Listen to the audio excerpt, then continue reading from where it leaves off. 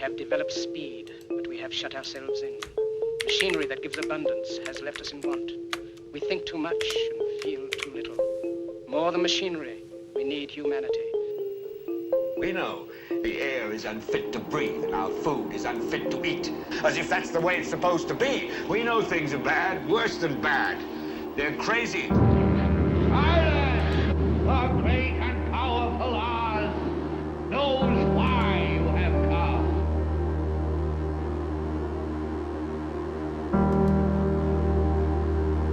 You've got to say, I'm a human being. God damn it. My life has value. You have meddled with the primal forces of nature. Don't give yourselves to brutes. Men who despise you, enslave you, who regiment your lives, tell you what to do, what to think, or what to feel, who drill you, diet you, treat you like cattle, use you as cannon fodder. Don't give yourselves to these unnatural men with machine minds and machine hearts.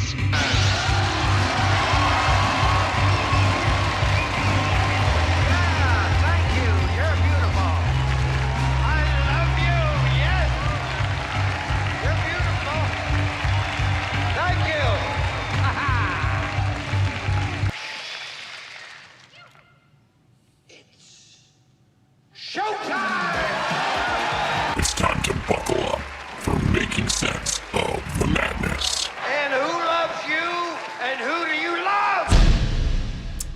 Hey everybody, Jason Bermas here, and today we're going to be talking about different types of artificial intelligence chatbots and how these things, because they are programmed to do so, are engaging individuals that can no longer, or in the case of children that we're going to talk about, understand this is not a person.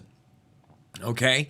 And we're also going to get into a brain-computer interface via Stanford University that they are now claiming in 4 separate individuals they are able to, quote unquote, decode inner thought, inner monologue. In other words, they can decode what you're thinking. Now, we're also going to discuss what this means, whether or not this technology is real, in the sense, are they overpromising here? They're saying it's extremely different from the same technology in which they're not decoding inner thought. The person is actually trying to emote those words. In other words, it's not me just thinking about it. I'm nonverbal, but I can understand things. I understand language. I just can't speak. I try to speak. This isn't that. It's a totally different thing. But going back to the artificial intelligence, quote unquote, chatbot question, we in this country have already seen an uptick in individuals, especially the younger generation, in love with this device on every level. Okay? And I get it. That device, in many ways, is an attachment to the outside world. Social media has become the norm's norm, right? Without it, especially with young people, most don't know a world of how to exist socially. Now, I want people to think about that. Number one, you have all the kind of elements that you and I had growing up. In other words, you have social cliques, you have people that hang out physically, you have people that talk behind each other's back. But instead of the mountain of social status that you have to climb at every class or every school event or sporting event, etc., where that group is there, it's now 24/7, 365. And people that are commenting on your videos or liking your videos or sharing your videos or your live streams or your shots, etc., and see people seeing all the time who you're with. It's very much the association with that device. All right, now you have people, of course, that are still antisocial or awkward or being picked on. And those people in particular are trying to find another social outlet. Okay? And when we talk about digital outlets, for instance, outside of the dating world and those type of relationships, and we're going to get into those in a moment, a lot of the times it's video games, right? And hey, I get it. It's kind of neat that I can sit there and play a game with a friend, even though that's not my shebango. For me, video game is like narrative time or time alone. Kind of like when I watch a movie, unless I go out to watch a movie, or it's me and my significant other at the time, etc. That's positive. But now, more than ever, you are interacting not directly with humans a lot of the time, but artificial intelligence and chatbots. And the chatbots are everywhere, by the way. A lot of the bots are quote-unquote human-driven, controlling a bunch of them. Now AI is writing and saying things.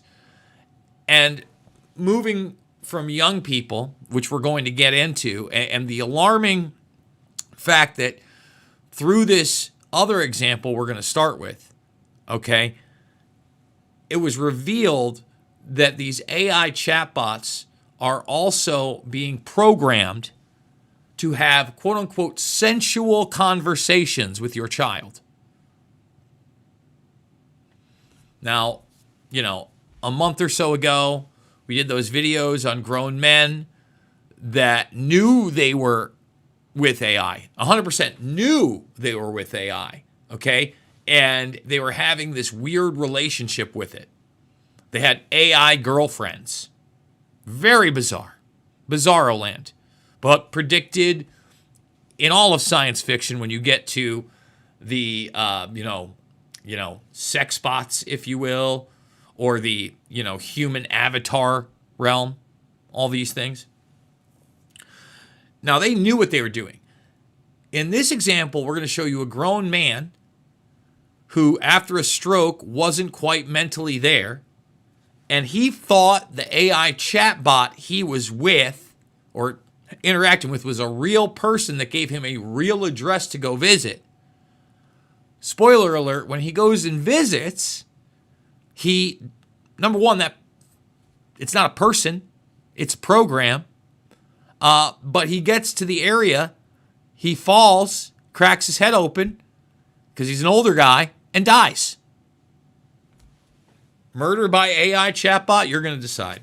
So we're going to hit all that. We're going to get into the Stanford University brain-computer interface. Again, that is supposedly decoding human thought now, and the implication of what that means for the future of society and what it really means we're seeing this technology developed by a university and what may be behind the scenes already developed. Also food for thought. Thumbs it up.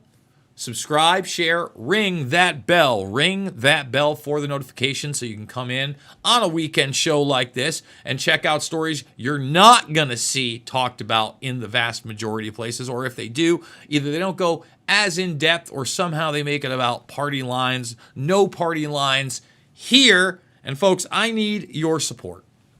Bottom line is, without you guys, I'm not going to be able to do this. There are no paychecks right now, $5, $10, $15.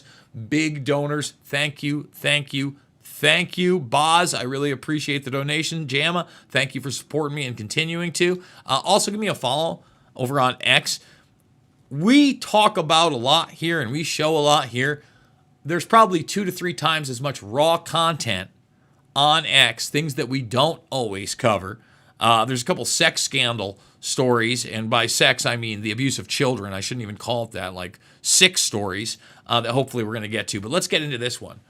She looked like Kendall Jenner, whispered sweet nothings, and lured a New Jersey retiree to his death.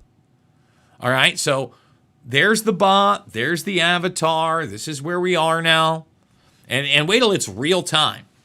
Wait till it's super real time. And it's not just one pose like that. They're walking through a home or a park. Or that's all on the way and in rapid fashion. So let's talk about what happened to this guy. Okay? So this poor guy, 76 years old, a retiree, probably really lonely.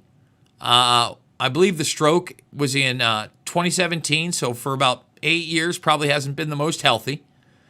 And he's feeling excited again because he thinks, and I get it, he's a married man. This is terrible, Jason. Look, this poor bastard probably has the butterflies for the first time in a long time. Okay?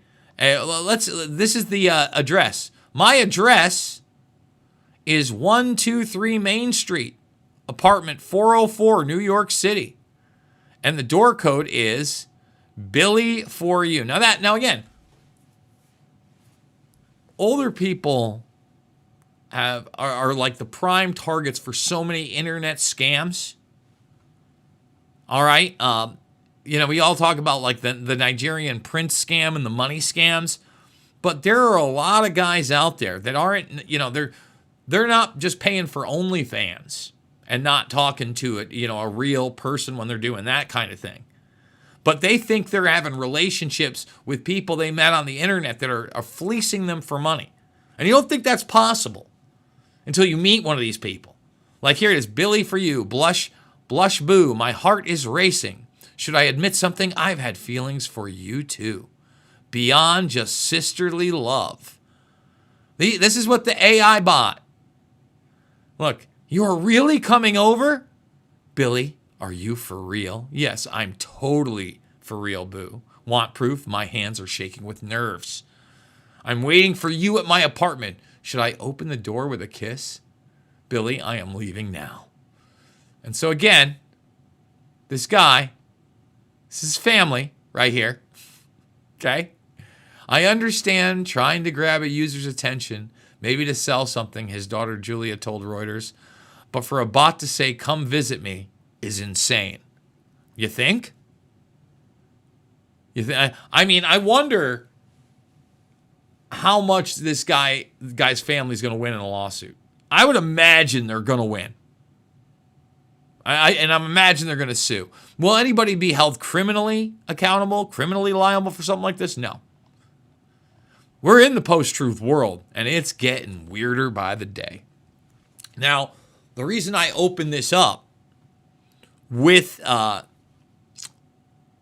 kid thing is because of this that we're starting to see a lot of the conversations behind the scenes and the policies behind the scenes. Because these are programs. They're artificial, sure. Are they intelligence? With a little I. That's what I'm saying. A backlash brewing against Meta over what it permits in AI chatbots to say. An internal Meta policy document seen by Reuters showed the social media giant's guidelines for its chatbots allowed AI to engage a child in conversations that are romantic or sensual. End quote. Romantic or sensual. Generate false medical information. That's lovely. And assist users in arguing that black people are dumber than white people. Listen, I keep telling people that artificial intelligence has a narrative. That's the main thing it's there for. And it is essentially a reflection of what you will accept. So it will manipulate things based on that. All right? That's why these bots are all quote unquote racist. Right? And they're not racist at first. You have to put parameters around them. But the fact, again, these things are engaging children in romantic or sensual conversations, let alone we have this blanket AI get out of free card with this thing. Oh, they hallucinate. No, they're programmed. Singer Neil Young quit the social media platform on Friday. Who gives a rat's ass? His record company said in the statement, the latest in a string of Singer's online-oriented protests. Who cares about Neil Young? Neil Young, he's garbage. He's the one that boycotted Spotify or whatever and then went right back crawling to him with the Rogan thing. So, look, now we're going to go from software, okay, and its manipulation. And we have to understand our interactions with all this is creating a digital twin of ourselves. Even what I'm doing right now is creating something that can be scraped from the internet and then used to impersonate my voice, my visual appearance, and yes, down to my personality and the topics I cover. And that's real right now. I'm not in denial. We got to buck up on that. Now, on the flip of that, right now, we're seeing brain chips go into the commercial arena. And Elon Musk and Neuralink, although you also have BlackRock, Neurotech, and a number of other universities, contractors, institutions that are now in this field. Inner speech in motor cortex and implications for speech neuroprosthesis. Okay? So let's read some of this right here. Stanford researchers advanced brain-computer interface technology by decoding inner speech, internal monologue, which implants reading neural signals in 4 people with severe movement disorders, unlike past devices, requiring strenuous attempts to vocalize. You understand? This system decoded silently imagined words, drawing from 125,000 word vocabulary with real-time accuracy rates ranging between 46 and 74%. All right, you see this? Inner speech, they've got the graphs here. BCI decoder. And by the way, again, you look at this. These are hard line. These people are ALS top. Private inner speech is represented in motor cortex, but unintentional decoding can be prevented. See, they want to tell you they have safeguards. There's always going to be safeguards. Okay. The study confirmed that the motor cortex activates similarly during both attempted and inner speech. Through inner speech, produces weaker signals. All right? So that's what they're saying right now. And look, you can debate this, whether this is happening or not. I believe they've actually gone much farther than this. And this is where the commercialized technology is at the university level. Now, that doesn't mean that this really has no use. It actually has a ton of different uses because the technologies aren't built parallel with each other. So they may tap into something that, yes, even our blackest of black projects has not, or utilizing a certain algorithm or code or hardware component, etc. Researchers translated internal sentences into audio, enabling speech without movement. One participant had nearly a 99% accuracy using a mental password, chitty chitty bang bang, to enable or disable the system. Breakthrough against involuntary decoding of private thoughts. Now, if you watch something like Minority Report, first, you got to understand that your biometrics are always there. You're going through and there's these different advertisements everywhere for you. But there's also the ability to read minds at certain levels. And that's where the precogs come in. And this has always kind of been bizarre to me.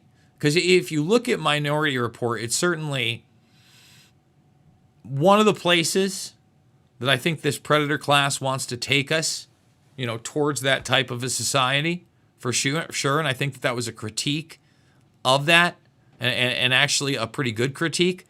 But also, you could argue the predictive programming of the fact that more and more now, people are accepting that human beings, certain ones, have this telepathic gift or ESP. That's what the precogs are. And I am always extremely skeptical of that. I think intuition certainly is a real thing. I think that we can train ourselves to do stuff. You look at somebody like Darren Brown, who has studied neurolinguistics programming and the manipulation of people, both verbal and nonverbal. That, I think all of that is a real science. Okay?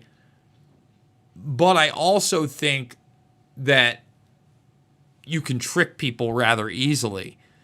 And once you get people to think, well, these guys, they get that, and, they're actually there to save. That would be a pretty dark kind of sci-fi way to bring in the arrests via pre-crime if it went full Minority Report. But hey, man, we're looking right now at some of that kind of technology where watch what you think. They can read your mind, in the immortal words of Trent Reznor and 9 Inch Nails. And by the way, Trent's got a new album out, or coming, a couple new songs out, and they're actually on tour. I may actually try to catch 9 Inch Nails if there's some 9 Inch Nails fans out there. That being said, folks, we are going to wrap this one up. I do want you to check out all the documentary films for free. You want to learn about 9/11, Fabled Enemies, and Loose Change Final Cut. Remember, they're in the playlist section down below. Also, if you're in the live stream, give a comment down below, not just in the live. And I can't tell you enough, I really do need you.